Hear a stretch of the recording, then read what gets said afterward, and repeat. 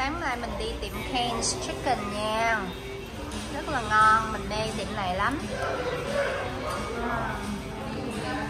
Kỳ là mình thích tiệm này lắm luôn á. Đây bà ngoại với Năm. Bà ngoại với má Năm. Wow, quá Hello ngon con luôn nè. Nó ngốc con về tuần sau về ăn nha. Kỳ là mê cái này lắm luôn á. Kỳ là thích lắm nha. Tuần sau cho con về con ăn sáng. Cái tiệm rất là đẹp, dễ thương. Mà gà nóng hổi rất là ngon. Khoai đồ nữa. Yeah.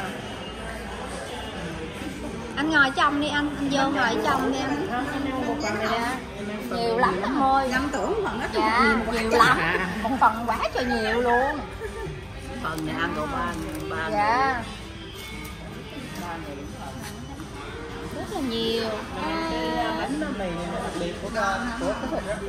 Cái toast này là của Texas đó, rất là ngon.